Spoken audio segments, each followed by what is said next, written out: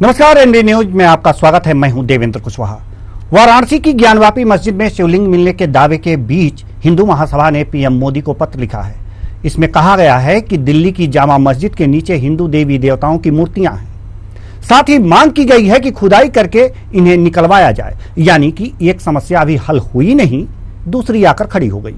आज इसी मुद्दे पर हम करेंगे चर्चा और यह जानने की कोशिश करेंगे कि इन मुद्दों से आखिर किसे हो सकता है राजनीतिक फायदा, और साथ ही इस बात की भी तोह लेने की कोशिश करेंगे कि किसी एक राजनीतिक दल को फायदा होने की वजह से ऐसे मुद्दे क्या नहीं उठाए जाने चाहिए। साथ ही इस बात पर भी चर्चा करेंगे कि ऐसे मुद्दे उठाने से धार्मिक सौहार्द बिगाड़ने की कोशिश कौन कर रहा है या करेगा। तो आइए शुरू करते हैं ज्ञानवापी के बाद जामा।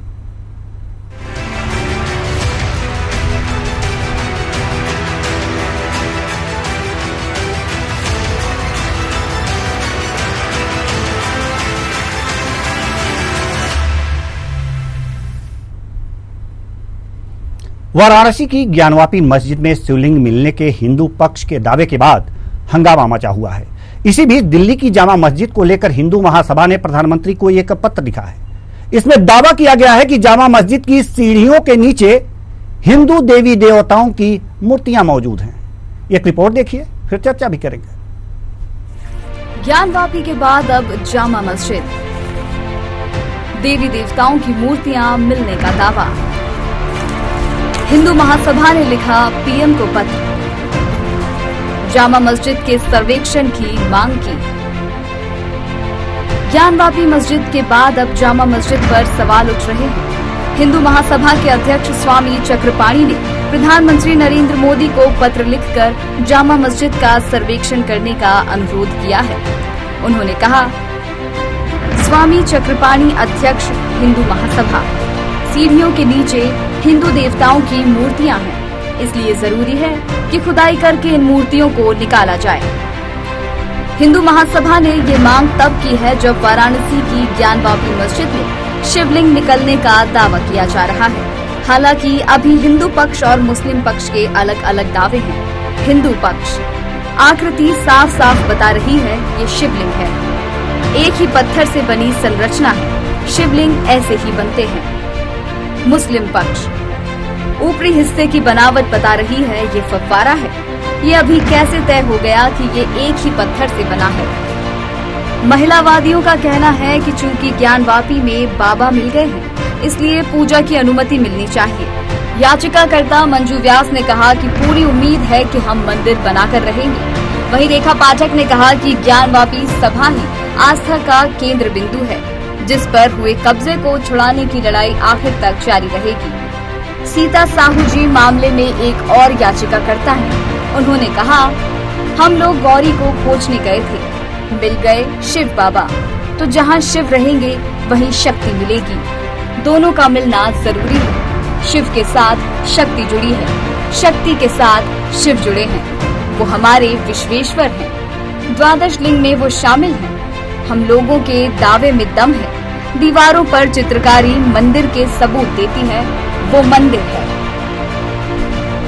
बात साफ है, अब एक के बाद एक स्थलों के सर्वेक्षण की बातें सामने आ रही हैं और विवाद बढ़ने का संशय भी उत्पन्न हो रहा है।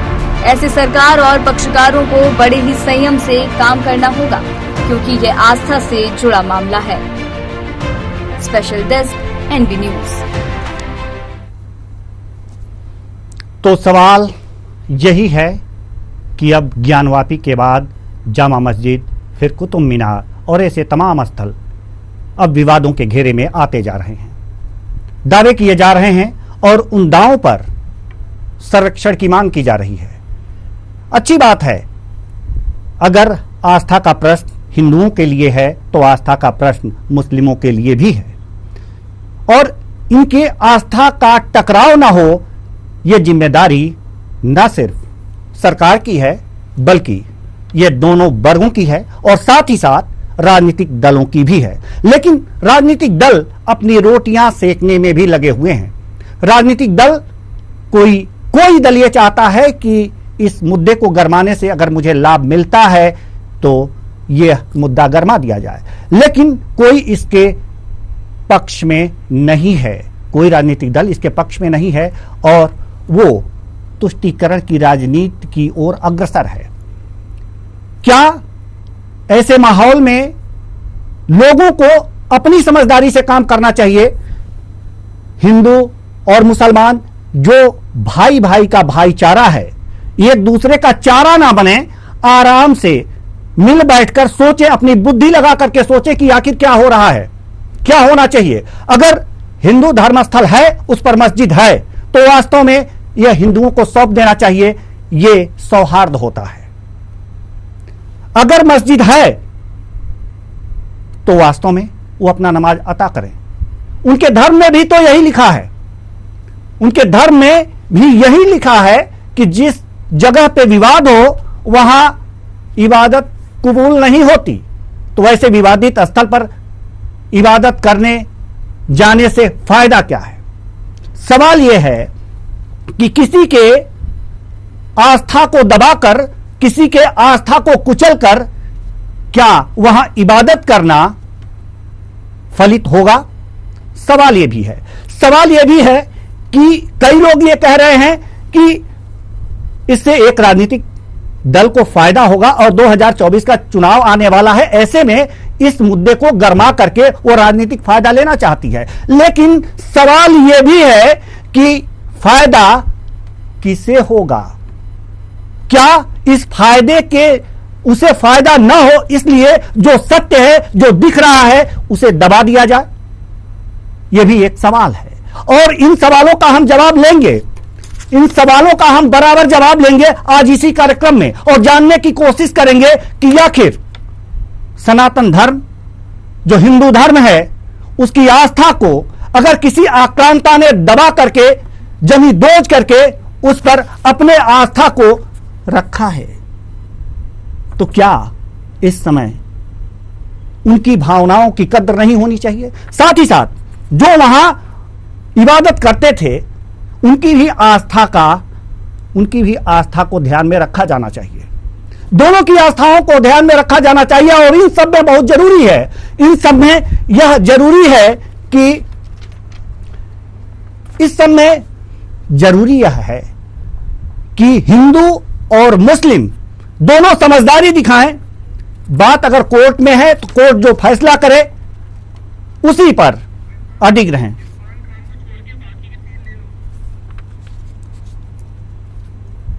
इसी मुद्दे पर आज हम चर्चा करेंगे और चर्चा के लिए हमारे साथ जुड़ चुके हैं आरिफ हबीब खान जी, जो सपा मुलायम सिंह यूथ ब्रिगेड से हैं। बहुत बहुत स्वागत है आपका हमारे इस कार्यक्रम में। साथ ही साथ अतुल मिश्रा जी, जो राजनीतिक विश्लेषक हैं, एक बार फिर हमारे साथ जुड़ गए हैं। आपका भी बहुत बहुत स्वागत है हमारे इस कार्यक्रम में। और साथ ही साथ सुशील तिवारी, जो हिंदू आर्मी चीफ हैं, हिंदू आर्मी चीफ, आपका भी बहुत बहुत स्वागत है सुशील तिवारी जी हमारे इस कार्यक्रम में। चर्चा की शुरुआत करते हैं। सुशील तिवारी जी, आप ही से शुरुआत करते हैं। ज्ञानवापी मस्जिद के बाद अब जामा मस्जिद की भी बात आने लगी है। हिंदू महासभा ने पीएम को पत्र लिखा है। जी, क्या दृष्टिकोण है हिंदू आर्मी चीफ जी? जो है आपने डिबेट में शामिल किया। अब देखिए, ऐसा है जी, 1991 जो वर्षित, उसके बारे में क्या कहना है? तो मैं उस समय में जवाब दे रहा था, आप सुन नहीं पाए। इसके पहले कि हमारे मिश्रा जी और जो आपके और भी गेस्ट हैं उस बात को रखें। देखिए, 1991 वर्षिप अगर कोई एक कानून बना, एक पक्षीय कानून विधर्मियों के लिए या विधर्मियों ने बनाया, तो आप ये पहली बात सुशील तिवारी जी, माफ कीजिएगा, हम आपको टोकना चाहेंगे। हमारे देश में कोई विधर्मी नहीं है, सभी धर्मों का सम्मान होता है और संविधान सबको अधिकार देता है। नहीं तो सभी धर्मों का सम्मान होता है, तो वो जो ज्ञानवापी परिसर है उसको खाली कर देना चाहिए, जो वहाँ पे जबरदस्ती कब्जा किए बैठे हैं। जी, बात आ रही थी 1991 की। तो 1991 एक किसी भी धर्म, हमारे हिसाब से वो विधर्मी है, आपके हिसाब से नहीं हो सकते हैं जी। अगर वो हमारी गाय माता को काट के खाते हैं और उनको हम कैसे धर्म कह दें कि धर्म के दर पे चलने वाले लोग हैं जी। अगर गाय को हम माता मानते हैं, ईश्वरीय आस्था मानते हैं और वो गाय को हमारे सामने काट के खाते हैं, चाहे पश्चिम बंगाल में खा रहे हो, केरला में खा रहे हो, छत्तीसगढ़ में खा रहे हो, राजस्थान में खा रहे हो, तो क्यों ना उनको विधर्मी कहें? पहली बात। दूसरी बात ये है कि 1991 का जो बना था, जो भी वर्षित एक्ट जो बना था, यथा स्थिति रखी जाए, तो 1947 में भी एक कानून बना था कि जो है जो बहुसंख्यक जो मतलब मजहब के आधार पे, धर्म के आधार पे देश का बंटवारा हुआ और बाद में हिंदुओं के साथ धोखा हुआ कि जो लोग पाकिस्तान के रूप में अपना हक भी ले लिए, जमीन भी ले लिए और हिंदुस्तान में जमे रहे, उनके लिए कानून में संशोधन हो सकता है। तो 1991 का कोई बहुत बड़ा ऐसा एक्ट नहीं जिसमें संशोधन नहीं हो सकता है।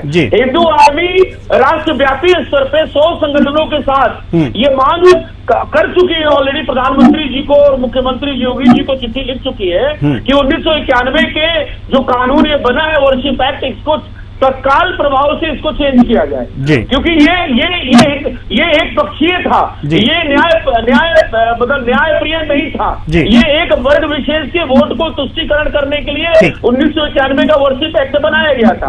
अब बात आती है कि जब सारे साक्ष्य वहां पे मिल गए, क्योंकि कोर्ट की वजह से तमाम चीजें देरी हो रही है, चाहे वो हड़ताल हो गया हो या 2 दिन का समय हिंदू पक्ष ने मांग लिया हो या रिपोर्ट देने में देरी हो रही हो, लेकिन जो हमारा कहना है कि देखिए सच्चाई ये है कि हमारे मुसलमान भाइयों को दिल बड़ा करना चाहिए। वहां पे भगवान भोलेनाथ जो नंदी इंतजार कर रहे थे, ये साक्ष्य मिल गया है कि नंदी का मुंह उसी तरफ से है।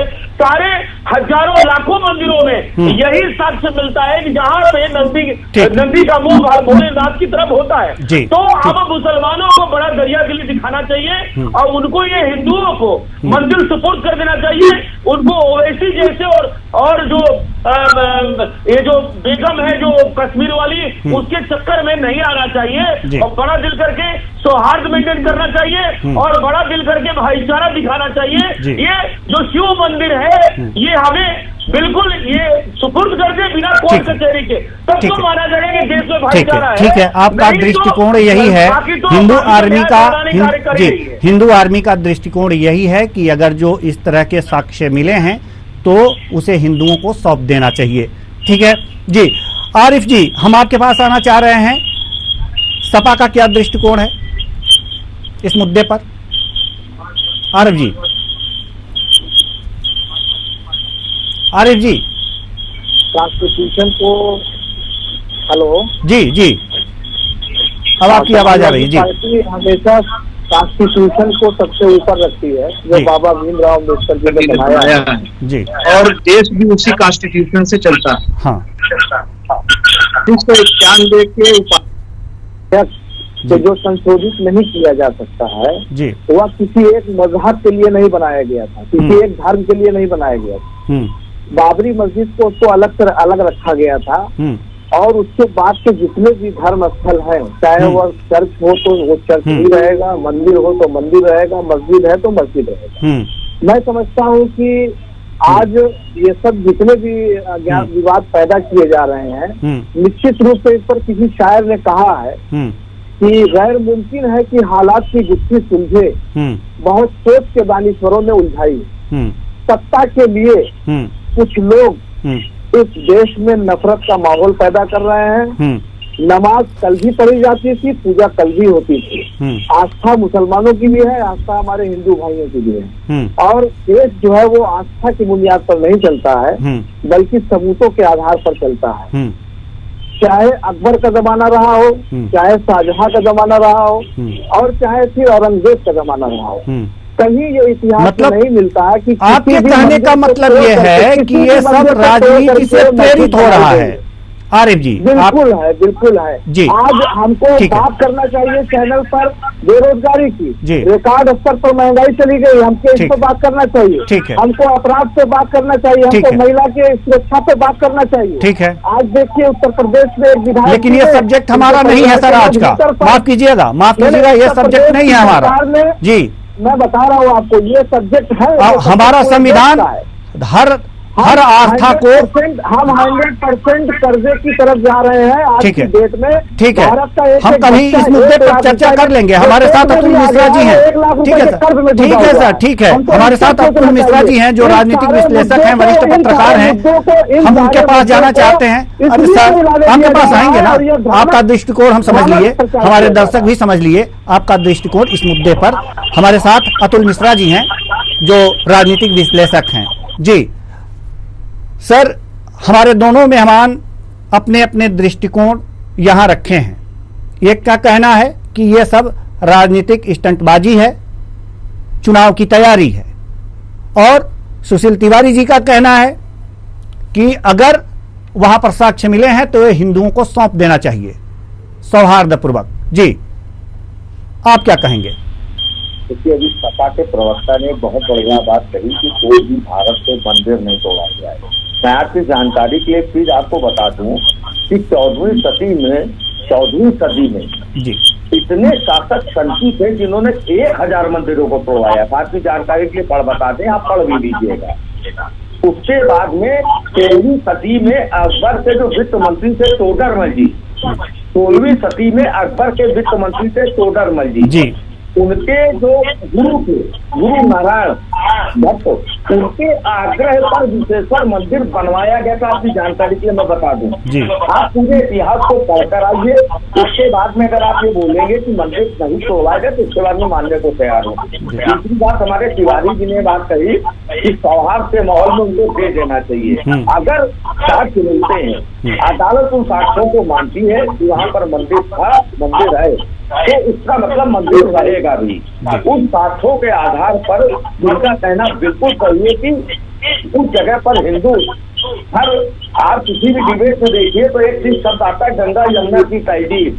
बोलने में बड़ा आसान है, लेकिन उसको किया कब जाएगा?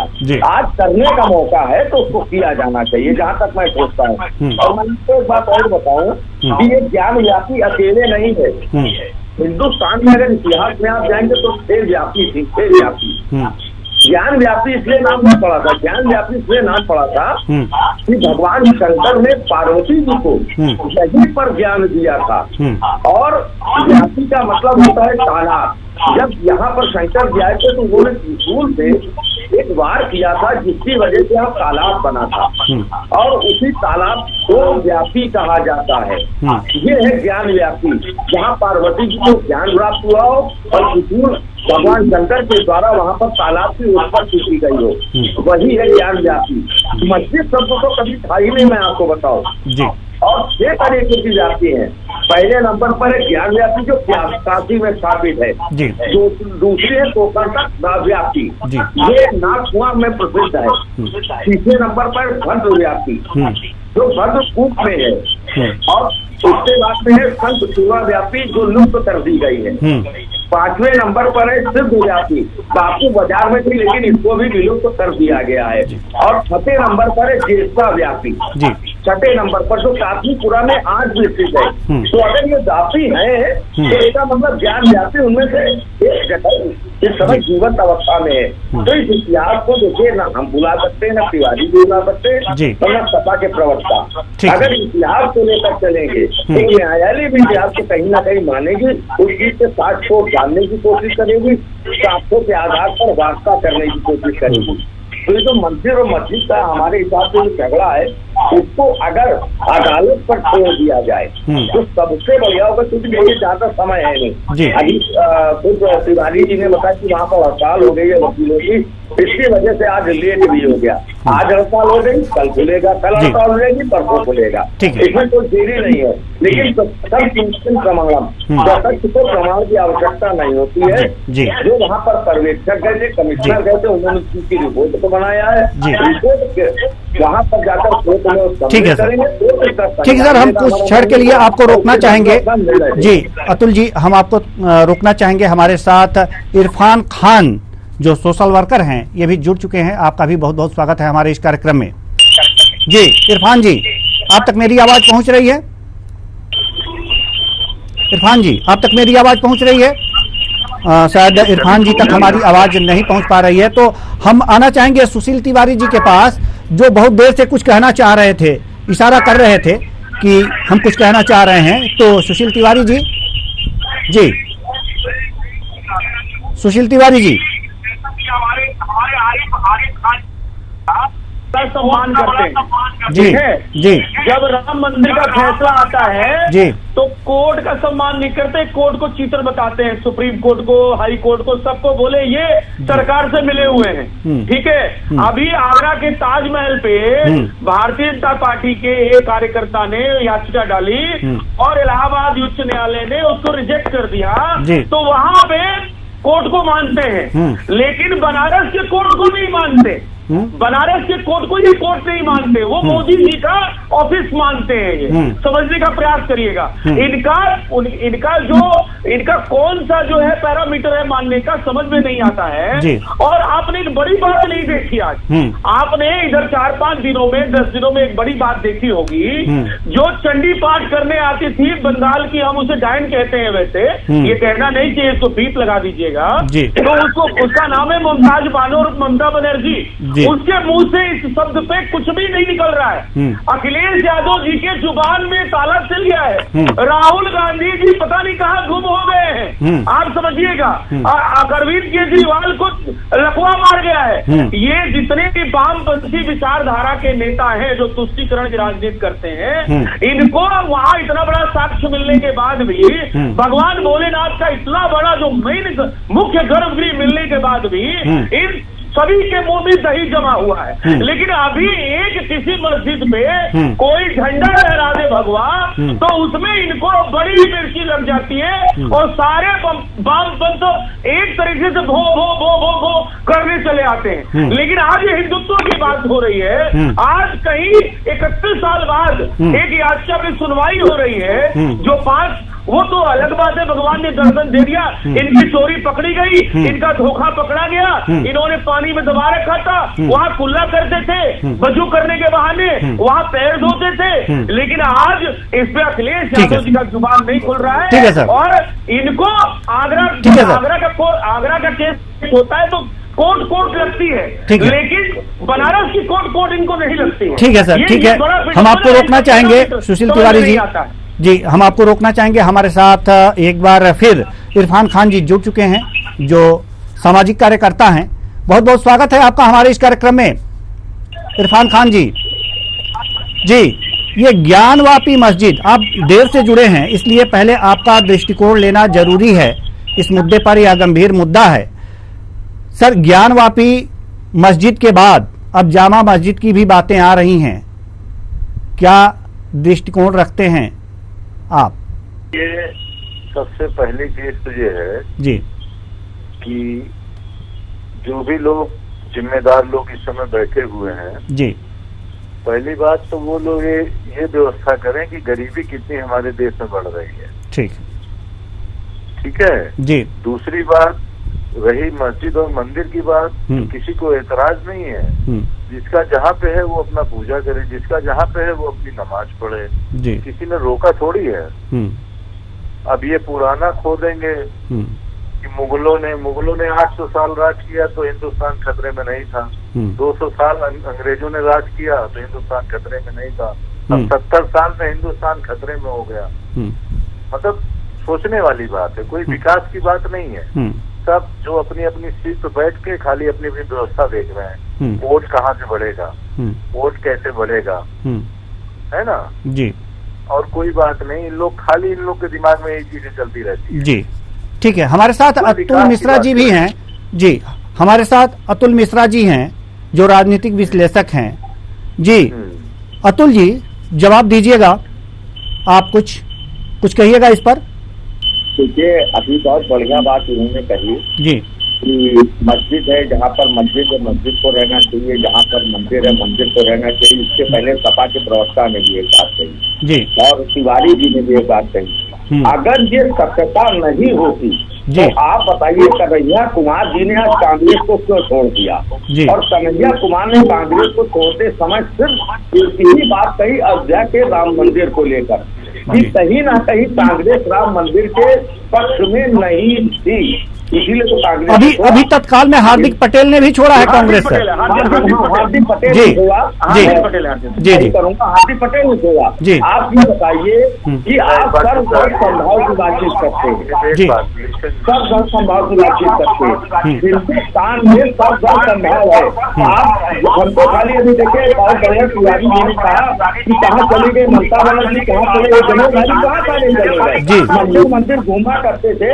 आज इनको बोलने में कहीं जम गया क्या इनके मुंह पे? नहीं, ऐसी बात नहीं है, इनको बोलना चाहिए। अगर सब संभाव को लेकर चलते हैं, ये हमारे मुसलमान भाइयों को लेकर चलते हैं, हिंदू भाइयों को, तो जब चुनाव आता है वोट मांगने जाते हैं तो सबसे वोट मांगने जाते हैं। तो हर पक्ष के लिए इनको बोलना चाहिए, ऐसा नहीं कि आप एक ही पक्ष के लिए बोलेंगे। तो ये तुष्टीकरण की राजनीति जब तक होती रहेगी तब तक ये स्थितियां बनी रहेगी और इन स्थितियों को कोई काट नहीं सकता है। जी ठीक है।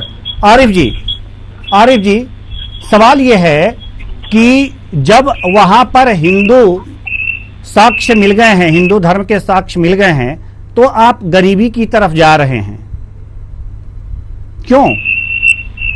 क्या आस्था नहीं है जी? क्या ये आस्था का विषय नहीं है? अभी ऐसा कोई साक्ष्य नहीं मिला है जी, जिस चीज को शिवलिंग बताया जा रहा है जी, और मुझे लगता है कि कोर्ट से ज्यादा पब्लिक में उसका न्याय हो गया, इंसाफ हो गया कि वहाँ शिवलिंग मिल गया।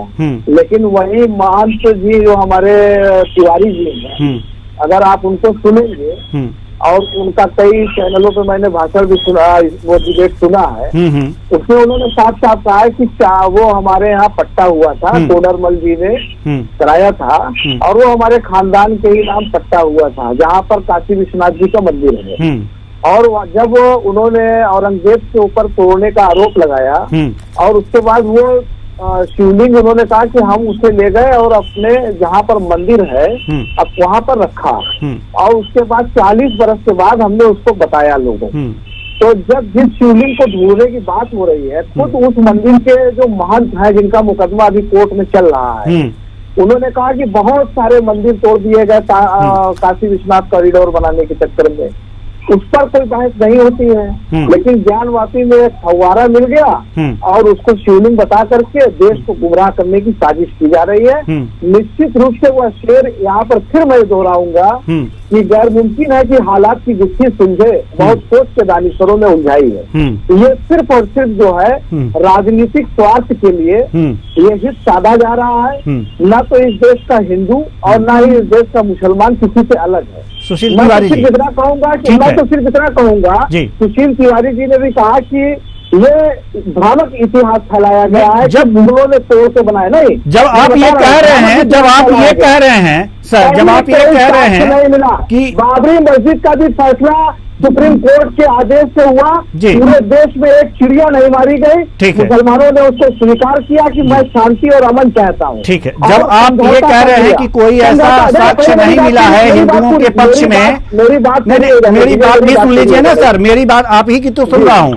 जब आपने कहा है कि ऐसा कोई साक्ष्य नहीं मिला है जो हिंदुओं के पक्ष में हो, तो ये कैसे मान लूं कि वो फव्वारा ही है? आप कैसे देख लिए जाकर के वहां कि वो फव्वारा है?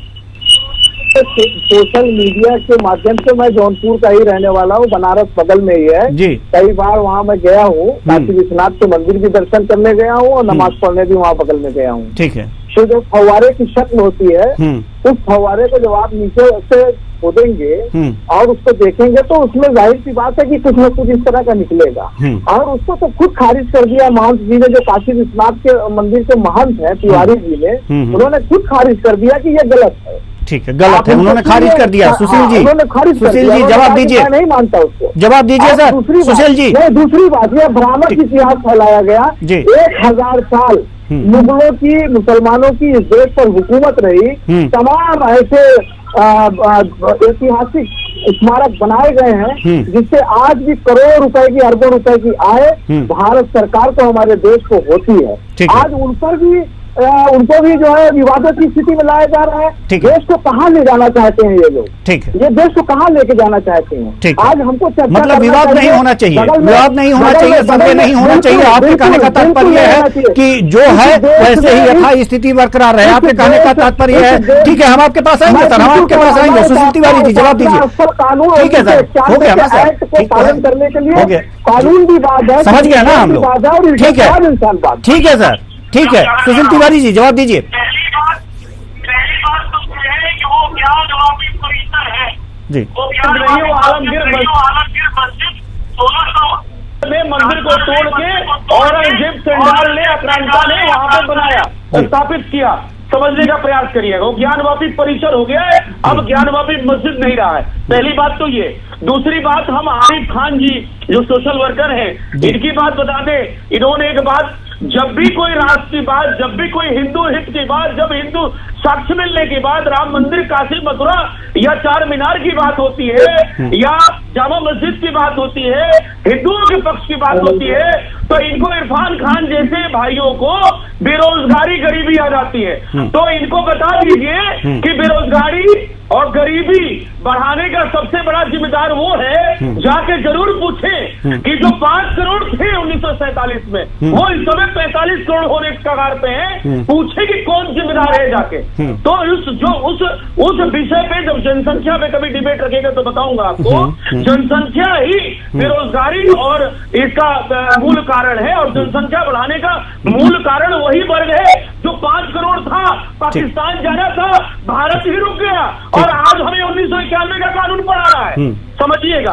और जहां तक इनकी नैरेटिव करने की बात है, बनारस काशी विश्वनाथ मंदिर की बात जहां तक कर रहे हैं, देखिए ये हमारे साथ आज से नहीं, औरंगजेब के जमाने से धोखा होता चला आ रहा है। और मैं जब विधर्मी कहता हूं तो आप कहते हैं कि कोई विधर्मी नहीं है।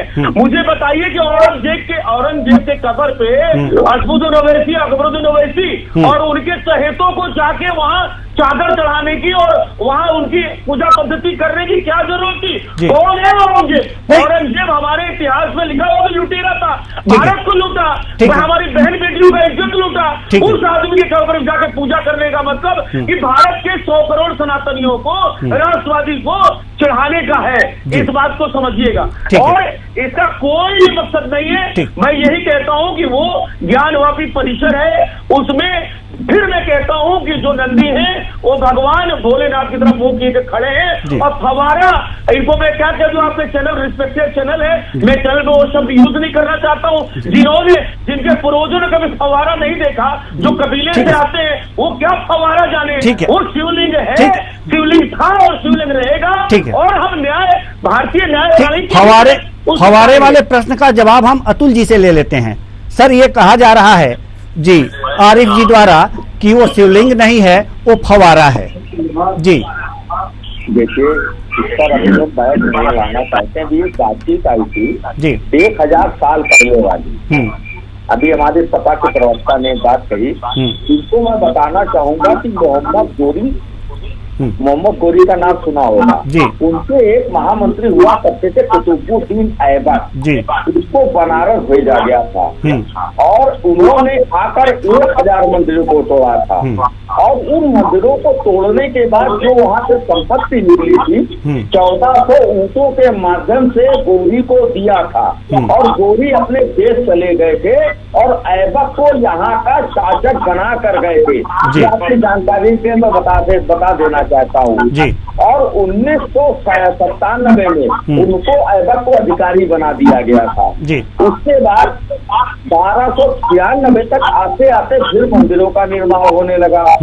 उसके बाद देखिए फिर 14वीं सदी में कई संती शासक ऐसे आए जिन्होंने खाली मंदिरों को निशाना बनाया और मंदिरों को तोड़ा जी। ठीक, अब आता हूँ मैं आपकी बात पर। आपने बताया फव्वारा है कि नहीं है। देखिए, वहाँ पर हमारे पर्यवेक्षक भी गए थे, हमारे मीडिया के लोग भी गए थे, न्यायालय द्वारा जो कमिश्नर नियुक्त किए गए थे वो भी गए थे।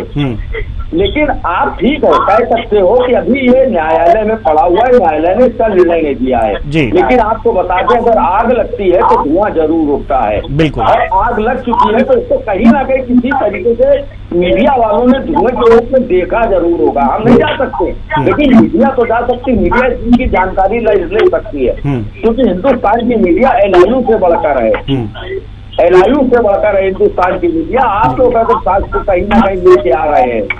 फव्वारे की बात अभी हमारे तिवारी जी ने बहुत बढ़िया बात की, मैंने उस दिन भी कहा था कि पुराने जमाने में फव्वारे इतने बड़े नहीं बनाए जाते थे, इतने बड़े फव्वारे नहीं बनते थे। आपकी जानकारी के लिए बता दें, आप अगर पुरातत्व विभाग में पुरानी जगह पर आप चले जाएं और चाहे लखनऊ के फव्वारों को देख लें तो कोई भी फव्वारा आपको उसका नहीं है। ठीक है, पुराने जमाने में इतने बड़े फव्वारे नहीं बनते थे। जी ठीक है सर। अतुल जी हम आपके पास आएंगे। इरफान खान जी क्या कहेंगे फव्वारे के बारे में? अतुल जी का कहना है कि पुराने जमाने में इतने बड़े फव्वारे नहीं बनते थे।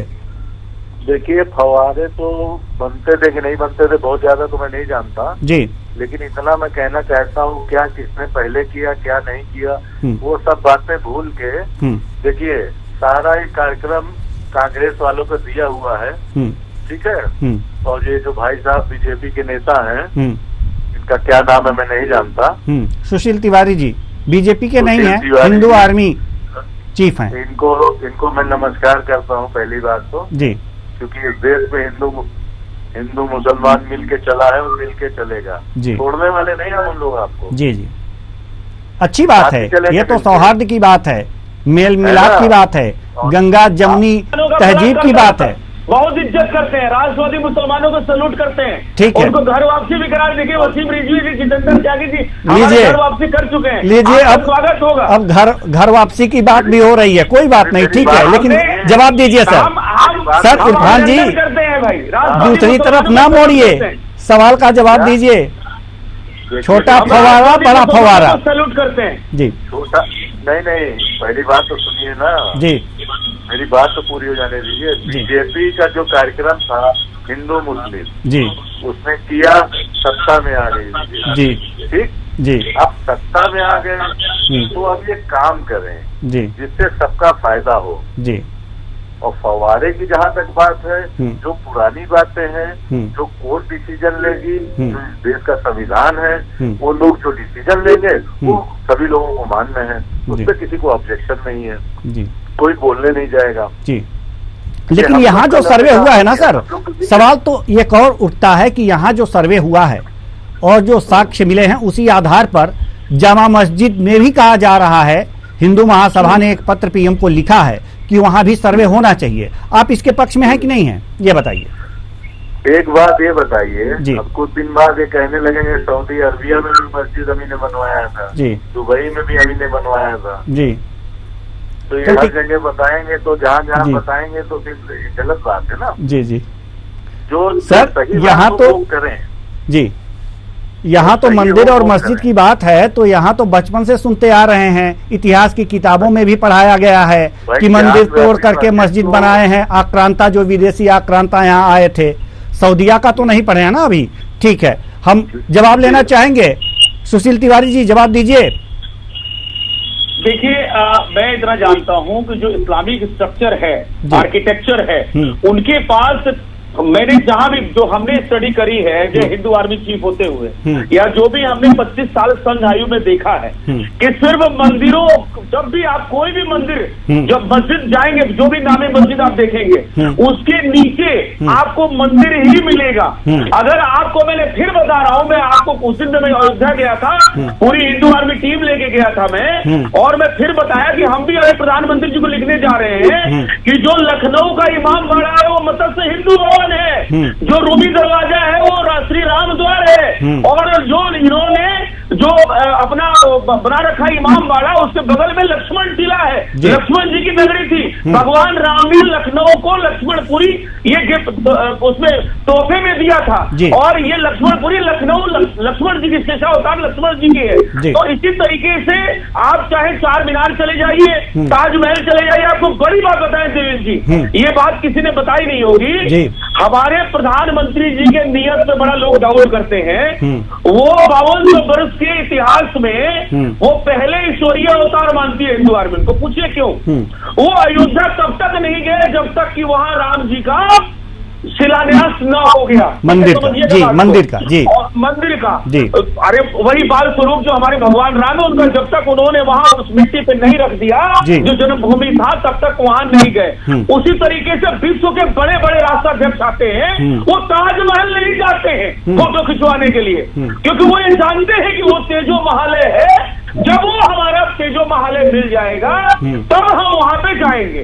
सीधी सी बात है। जो कब्जे वाली जगह है जिसको दूषित इन लोगों ने कर दिया है, जिस तरीके से वजू के नाम पे हमारे भगवान शंकर के साथ इस तरीके से ये लोग गलत काम कर रहे थे, उसमें हाथ धोना, पैर धोना, कुल्ला करना, ये जानते हुए कि अंदर एक शिवलिंग है जो हिंदुओं के आदि अनादिकाल आराध्य भगवान शंकर का वो शिवलिंग है, और उसको ये लोग वजू के नाम पे गंदगी कर रहे थे, आज तक छुपा के रखे हुए थे।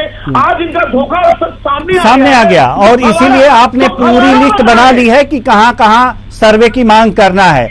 जी आरिफ जी, जी जी जी आरिफ जी जवाब दीजिए। सुशील तिवारी जी के पास फहरिस्त लंबी है सर्वेक्षण का। सुशील तिवारी जी से मेरा अनुरोध है कि वो माननीय प्रधानमंत्री जी से कहें, और जितने भी कुतुब मीनार, ताजमहल, चार मीनार, जामा मस्जिद या जितने भी धार्मिक स्थल हैं मुसलमानों के, सबको गिरा देंगे, गिरा दे सबको, और कह दे कि यहाँ पर ये तो कोई बात हुई नहीं, ये तो कोई बात नहीं हुई ना सर।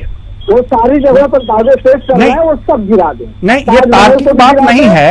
जहाँ पर नहीं, जहाँ पर मंदिर के अवशेष मिले हैं, जहाँ पे मंदिर के अवशेष मिले हैं, आप आराम से उन्हें सुपुर्द कीजिए मंदिर। आप जी, सारी जगहों पर बता रहे हैं आप। अभी देखिए वहाँ मैसूर में टीपू सुल्तान के नाम से बता दिया गया कि ये हनुमान मंदिर था, वहाँ भी एक रिट दाखिल हो गई।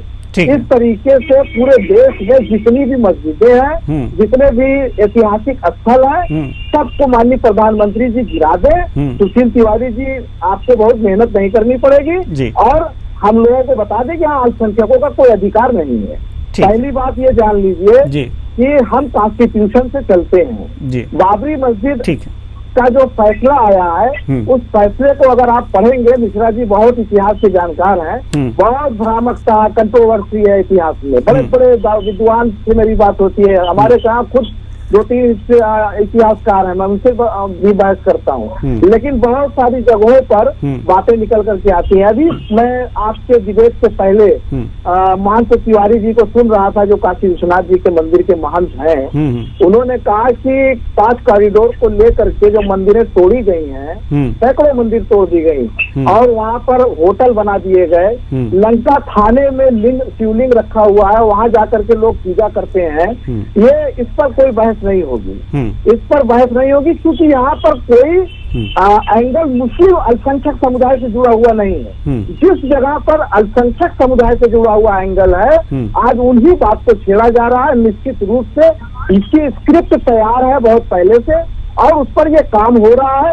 इसको किसका फायदा इससे मिल रहा है, ये देश देख रही है, दुनिया देख रही है। मैं फिर निवेदन करूंगा कि जितने भी मस्जिदें हैं, लाल किले की प्राचीर से पगड़ी लगा करके प्रधानमंत्री जी बड़े शान से बोलते हैं, उसको भी गिरा दीजिए। जी, आपका जवाब मिश्रा जी ही देंगे, और अल्पसंख्यकों को अतुल मिश्रा जी ही आपका जवाब देंगे। उनको ठीक है, समझ गए सर, समझ गए मिश्रा जी। जैसे गंगा में आपने कोरोना काल में लोगों को बहावा दिया था, ठीक है, वैसे मुसलमानों को बहावा दीजिए। ठीक है, आपको कोई लड़ाई फिर नहीं रह जाएगी, फिर हिंदुस्तान के अंदर शांति व्यवस्था, अमन कायम हो जाएगा। बाबरी मस्जिद का फैसला आस्था के आधार पर हुआ, साक्ष्य के आधार पर नहीं हुआ। फिर भी मुसलमानों ने पूरे बड़े मन से कि अब एक विवाद खत्म हो गया, हमारा हिंदू भाई गले मिलकर के रहे, ये माना जाता है। और इतिहास में भी लिखा है, जो पुराण है उसमें भी लिखा है कि राम का जन्म, सर राम का जन्म, सर नहीं, वहाँ अगर जो मुस्लिमों ने अपना दावा छोड़ा है तो सुनिए, हर जगह लिखा है कि राम का जन्म अयोध्या में हुआ था। राम का जन्म अयोध्या में हुआ था तो मंदिर कहाँ बनेगा सर? काबा में जाके बनेगा क्या? आप ये बताइए जी। ठीक है, तो वहाँ छोड़ करके क्या एहसान किया है आपने? ठीक है सर, ठीक है, हम आपके पास आएंगे जी। अतुल मिश्रा जी जवाब दीजिए जरा जी। मिश्रा जी ने अभी कहा, नहीं, मिश्रा जी को जवाब दे लेने दीजिए ना, कि आप कह रहे हैं कि सारे जो स्थल हैं उसको ढहा दिए जाए पीएम नरेंद्र मोदी से कह करके। ठीक है, इसका जवाब देंगे ना हमारे अतुल जी? जी अतुल जी जवाब दीजिए सर। मुझे प्लीज कहने दीजिए सर। मिश्रा जी ने कहा, समझ में आ गई ना आपकी बात हम लोगों के? आप कह रहे हैं ना कि सारे स्थल को गिरा दिया जाए, सारे मस्जिदों को गिरा दिया जाए, लाल किले को गिरा दिया जाए, कह रहे हैं ना? जवाब सुन लीजिए अतुल जी। जी अतुल जी जवाब दीजिए। आपको बताएं, सपा के जो प्रवक्ता हैं वो लग रहा है इरिटेट होके और यहाँ पर वो कर रहे हैं जी, इरिटेशन बोल रहा है जी। जो राय आज आपने हमको यहाँ पे दी, इसलिए हम आपको बहुत बहुत धन्यवाद देते हैं कि मोदी जी से कहा जाए जी। लेकिन अब मोदी जी से कहा जाएगा तब वो करेंगे जी। लेकिन पाकिस्तान में कहा नहीं जाता है। पाकिस्तान में सैकड़ों मंदिर तोड़ दिए गए, आपने कभी कहा वहां पर? आपकी पार्टी ने कभी उसका किया खंडन? नहीं किया खंडन। वहां पर मंदिर तोड़े गए, बाकी हिंदू लड़कों के साथ में क्या हुआ आपको सब मालूम है। अगर आप डिबेट करना चाहते हैं तो उस तरीके से बताइए, और इरिटेशन खत्म करना चाहते हो उस तरीके से बताइए, तो उन बातों का कोई औचित्य नहीं बनता है। औचित्य ये बनता है कि न्यायालय क्या कर रहा है। प्रधानमंत्री जी ने कुछ नहीं किया है, नरेंद्र मोदी जी ने कुछ नहीं किया है, न्यायालय जो कर रहा है वो करेगा न्यायालय। आपने खुद इस चीज को माना है कि न्यायालय, बाबरी मस्जिद की केस को आप लेकर आ रहे हैं, तो बाबरी मस्जिद का केस भी न्यायालय ने किया है, यहाँ किसी ने अपना निर्णय नहीं दिया है। और हमारे मुसलमान भाइयों ने उसको माना भी है, और जिन्होंने इसकी वीडियो दायर की थी उन्होंने भी बात को माना और मीडिया के सामने आकर बात को उन्होंने कहा थी। तो इस तरीके के प्रश्नों का उत्तर देना डिबेट के अंदर लगता है हमें उचित नहीं लग रहा है। क्यों? क्योंकि व्यक्ति का इरिटेशन भी कभी कभी निकलता है। और जो आप अभी वार्ता कर रहे थे, तो हम आपको बताएं कि ये डिबेट में इस तरीके की वार्ता करना उचित नहीं होता है। प्रधानमंत्री जी से कह दिया जाए सारी मस्जिदें गिरा दे, कुतुब मीनार गिरा दे, लाल किला गिरा दे। आपके कहने से संविधान नहीं बदलेगा, आपके कहने से देश का सिस्टम नहीं बदलेगा, आपके कहने से देश के लोग नहीं बदलेंगे। हमको बदलना होगा तब देश बदलेगा जी। ठीक है इरफान जी, जैसा कि अभी आरिफ जी ने कहा है, तो मानते हैं जब ठीक है सर आपके पास आएंगे, आपको पूरा समय सर आपको पूरा समय दिया गया था। आरिफ जी आपको पूरा समय दिया गया था, इस पर हमारे और भी मेहमान हैं, उनके भी दृष्टिकोण हम जान लें। पालन करते हैं आप। मैं एक मिनट की बात की मैं आपसे एक प्रश्न करता हूँ। समाजवादी पार्टी मुलायम सिंह यादव के शासनकाल में उस कॉन्स्टिट्यूशन को क्या सपा मानती है? मानती है कानून का सहारा लेकर, कानून का सबसे ज्यादा उल्लंघन वर्तमान 7 सालों में हो रहा है। इसका प्रश्न का उत्तर दें, ना कि प्रश्न का उत्तर नहीं देना होता है। क्या ये प्रश्न का उत्तर है कि हमारे माननीय मुलायम सिंह यादव जी वहां से अध्यक्ष हुआ करते थे, वहां पर फिर हमारे माननीय अखिलेश यादव जी अध्यक्ष हो गए, क्या वो पार्टी ने सर्वसम्मति से अध्यक्ष बनाया था? इस प्रश्न का उत्तर दे दीजिए जी। ठीक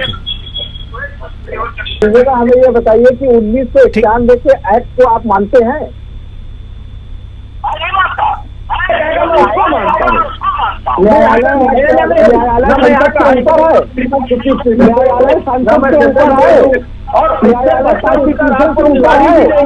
तिवारी जी ने ठीक है सर, ठीक है आप दोनों की बातें समझ में नहीं आ रही हैं, क्योंकि लगातार आप लोग बोल रहे हैं जी। आप लोग जी आरिफ जी आप अच्छे नेता हैं, ठीक है, थोड़ा सा धैर्य रखिए। दोनों मेहमानों से हम चाहते हैं कि थोड़ा सा धैर्य रखें, इरफान जी से भी उनका दृष्टिकोण ले लें।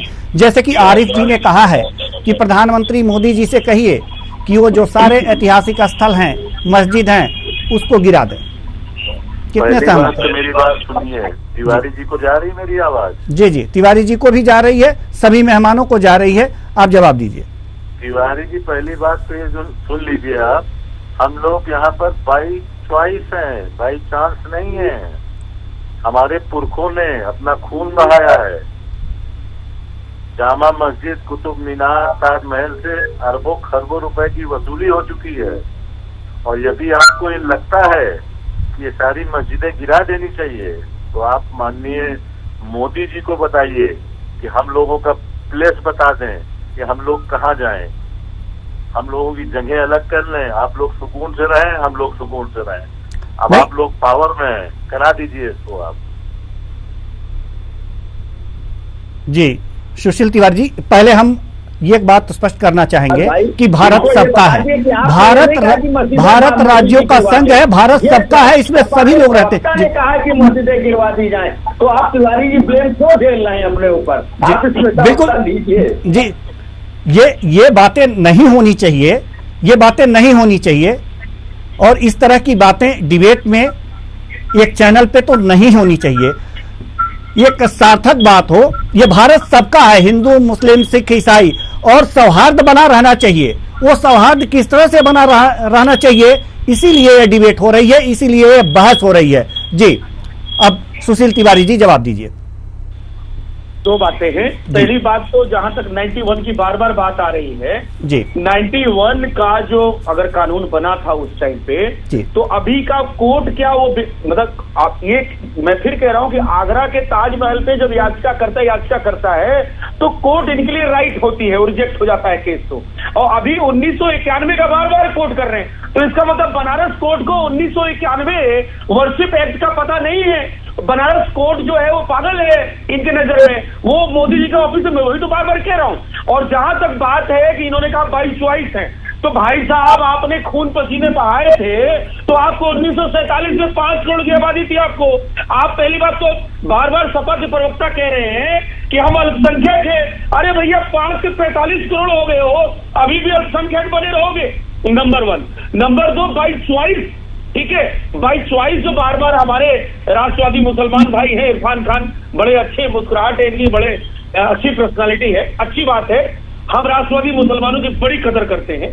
कहने का मतलब अगर आपके पूर्वजों ने खून बहाया आजादी के उस लड़ाई में, तो आपको 1947 में 5 करोड़ की जनसंख्या थी, 65 करोड़ रुपए भी दिए गए और जगह जमीन भी दी गई। आप फिर भी यहाँ पे रह गए, आपने जमीन भी ले ली और आप कह रहे हम कहाँ जाए। आपको जमीन तो दे दिया गया 1947 में, तो कायदे से तो आपको वहीं जाना चाहिए। फिर भी सनातनी इतना सही सुन है, अब वसुधैव कुटुंबकम, हम सबको अपनाते हैं, फिर भी आप यहाँ रहे।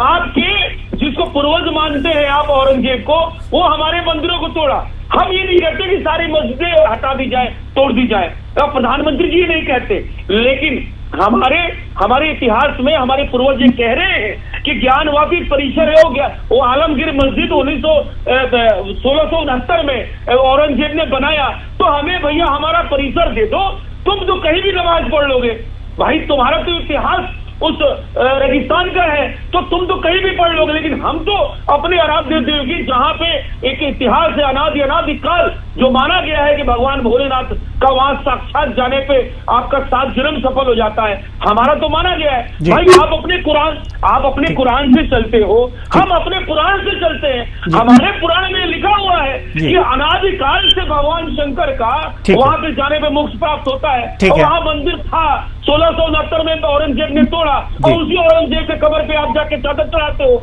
तो आप कहां से देश हित की बात कर रहे हो, कहां से भाईचारा की बात कर रहे हो?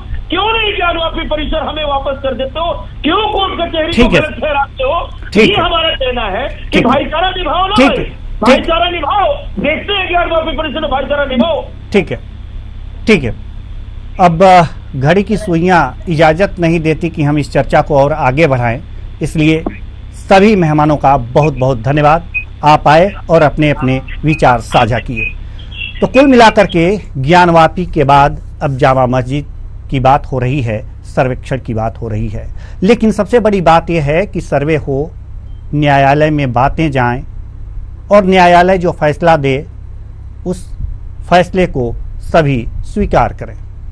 लेकिन ऐसा ना हो कि सामाजिक सौहार्द में कहीं कमी आए।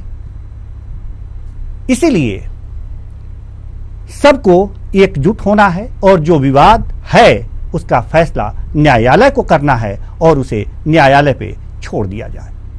फिलहाल आज के लिए बस इतना ही। मुझे दीजिए इजाजत। नमस्कार।